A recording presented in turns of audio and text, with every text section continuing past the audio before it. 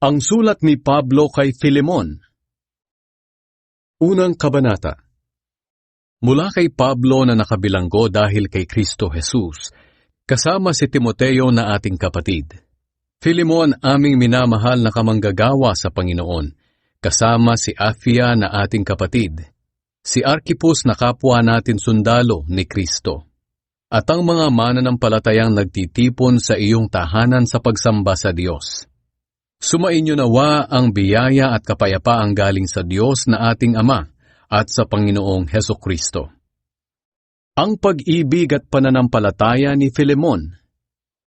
Lagi akong nagpapasalamat sa Diyos sa tuwing ipinapanalangin kita, dahil nabalitaan ko ang iyong pananampalataya sa Panginoong Hesus at ang pagmamahal mo sa lahat ng mga pinabanal ng Diyos.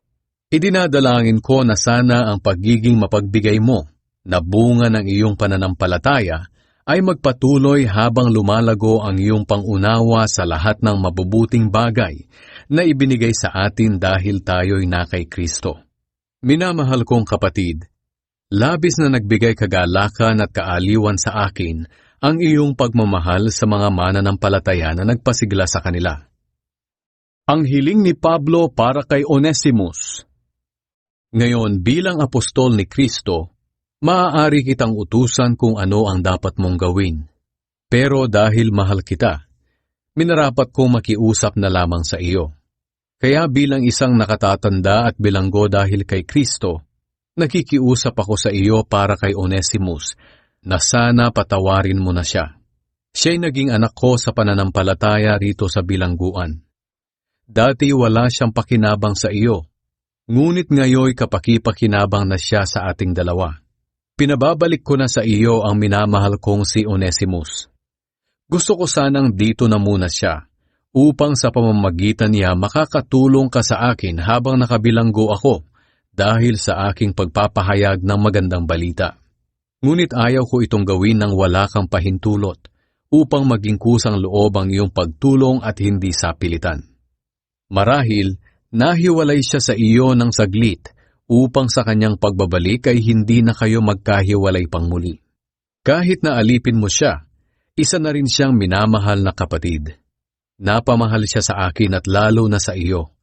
Ngayong hindi mo lang siya alipin kundi kapatid pa sa Panginoon. Kaya kung itinuturing mo akong kamanggagawa sa Panginoon, tanggapin mo siya na parang ako ang iyong tinatanggap. Kung siya man ay nagkasala o nagkautang sa iyo, ako na lamang ang singilin mo. Ako mismo si Pablo ang sumulat nito. Ako ang magbabayad sa anumang pagkakautang niya sa iyo. Kahit na kung tutuusin, ay utang mo sa akin ang iyong pagkakilala kay Kristo. Kaya kapatid, pagbigyan mo sana ang aking kahilingan, alang-alang sa Panginoon. Paligayahin mo ang puso ko bilang kapatid kay Kristo. Sumulat ako dahil malaki ang tiwala kong pagbibigyan mo ang aking kahilingan, at alam kong higit pa roon ang iyong gagawin. Siya nga pala, ipaghanda mo ako ng matutuluyan, dahil umaasa akong makakabalik sa inyo dahil sa inyong panalangin. Pangwakas na pagbati. Kinukumusta ka ni Epaphras na kapwa ko bilanggo dahil kay Kristo Jesus. Kinukumusta ka rin ng mga kamanggagawa kong sina Marcos, Aristarchus, Demas at Lucas. Pagpalain nawa kayo ng Panginoong Hesukristo.